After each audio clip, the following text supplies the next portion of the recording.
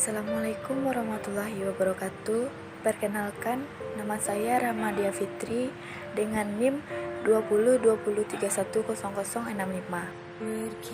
Presentasi saya yang berjudul kali ini yaitu Sistem Pertahanan dan Keamanan dalam Studi Ketahanan Nasional guna mewujudkan Sistem Keamanan Nasional.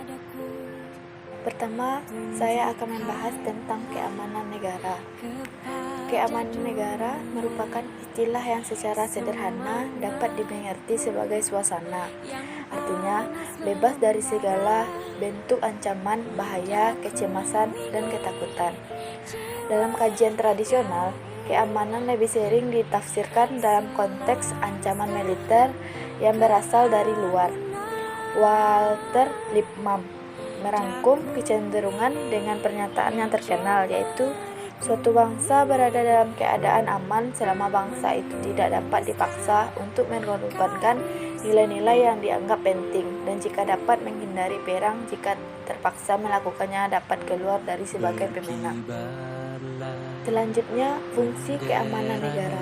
Fungsi keamanan negara terbagi atas dua macam, yaitu pertama, stabilitas negara yang kondusif menjamin terlaksananya program pembangunan dengan lancar. Oleh karena itu, negara harus menjaga keamanan dan ketertiban di negaranya. Yang kedua, keamanan dan ketertiban diharapkan dapat mencegah bentrokan yang terjadi di dalam kehidupan masyarakat. Empati yang ada di komponen keamanan negara. Yang pertama, komponen pertahanan negara. Yang kedua, komponen utama. Yang ketiga, komponen cadangan. Dan yang keempat, komponen pendukung. Untuk mempertahankan suatu negara, kita harus memiliki strategi dalam pertahanan dan keamanan negara. Di sini, Dewi fungsi ABRI mengemban dua fungsi, yaitu fungsi sebagai kekuatan hamkam dan fungsi sebagai kekuatan sosial politik. Tujuannya untuk mewujudkan stabilitas nasional yang bagus dan dinamik di segenap kehidupan bangsa dalam rangka untuk mewujudkan tujuan nasional berdasarkan Pancasila.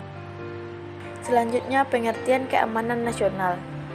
Untuk mewujudkan keamanan nasional, sebuah negara harus mempunyai keamanan ekonomi, energi, lingkungan, dan lain-lain.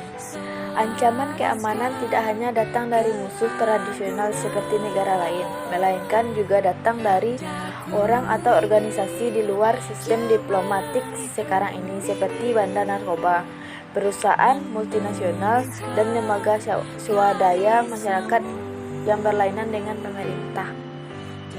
Fungsi keamanan nasional yang berkaitan dengan keamanan yaitu rasa aman dari bencana dan malapetaka. Bencana berkaitan dengan bencana alam, sedangkan malapetaka berkaitan dengan sesuatu kejadian akibat kelalaian kita sendiri yang disengaja atau tidak disengaja. Dengan pemahaman seperti ini, maka perdebatan yang terjadi secara di sekitar RUU antar konsep TNI dan Polri semuanya hanya berkaitan dengan politik dan kekuasaan serta status saja, karena keamanan nasional merupakan tanggung jawab semua unsur yang ada di negara. 3 unsur keamanan nasional. Yang pertama, penawaran keamanan lingkungan dengan isu-isu lingkungan. Yang kedua, keamanan politik. Yang ketiga, keamanan ekonomi. Keamanan ekonomi juga merupakan bagian dari keamanan nasional. Kebijakan dan langkah yang diambil untuk menjamin keamanan nasional. Yang pertama, mempertahankan angkatan bersenjata yang efektif.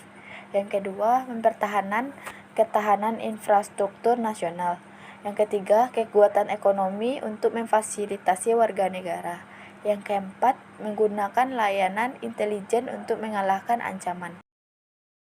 Ancaman berasal dari dalam negeri.